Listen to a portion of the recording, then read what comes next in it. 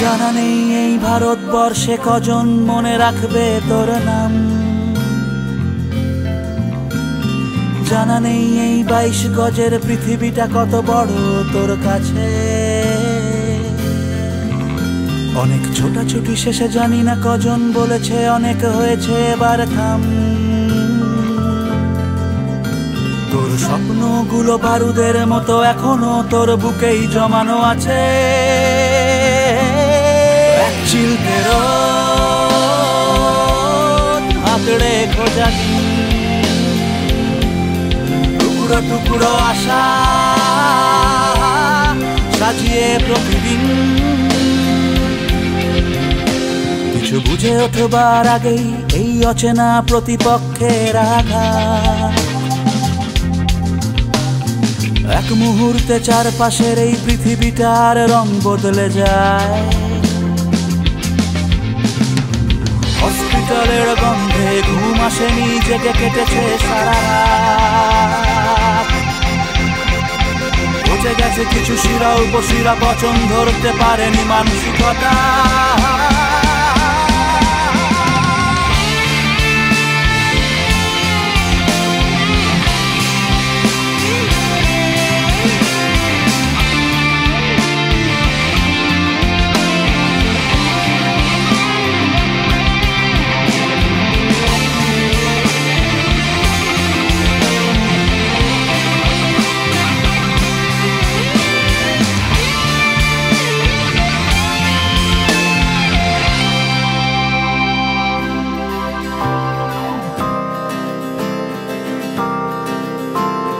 কতদিন এই যুদ্ধের সাজে সাজেনি, কেটে গেছে কয়েকটা বছর।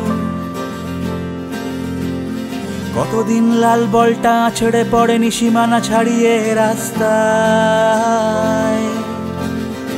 জানি 11টা ঘোড়া হাতছানি দেয় রোজ রাত্রিরে, স্বপ্নে আসে তো বুকের ভিতর বারুদের গোলা ফাটে, কান পাতলেই শোনা যায়। কান হাত ছেড়ে বায়ে আয়নায় প্রতিফলন, হাজার আছাড় খেয়ে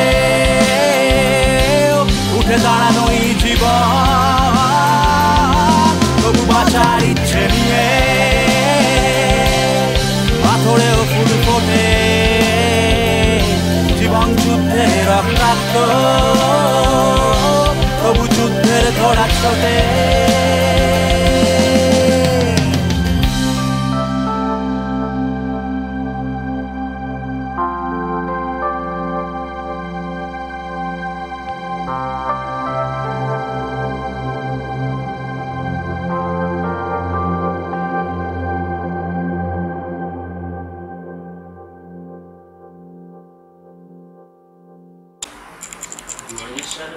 তখন বেঙ্গল আন্ডার 15 আর বেঙ্গল 17 খেলছি। সুনীল গাউসের ফাউন্ডেশনে আমি ক্যাপ্টেন ছিলাম। হসপিটালে 6 মাস ভর্তিই ছিলাম।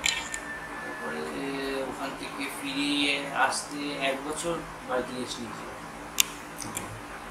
তারপরে খেলতাম, বেঙ্গল খেলতাম রাইট হ্যান্ড। তারপর অ্যাক্সিডেন্টের পর যখন আসি তখন লেফট হ্যান্ডে খেলা শুরু করি। এখন স্টুডেন্ট চাকরি করি একটা প্রাইমারি স্কুলে। ক্রিকেটে আমি এখন সেন্ট জেভিয়ার্স কলেজে কোচিং করেছি। এটা বলতে আমি এখন ডিসেবল বেঙ্গল খেলছি। রঞ্জি ট্রফি যেটা হয় ডিসেবলদের, ওইখানে আমি এখন খেলছি। থাকতে পারবো না বলে খেলার সঙ্গে যুক্ত হয়ে রয়েছে। ওই কিছুটা দুধের সাথে ঘোলে মেলা কিন্তু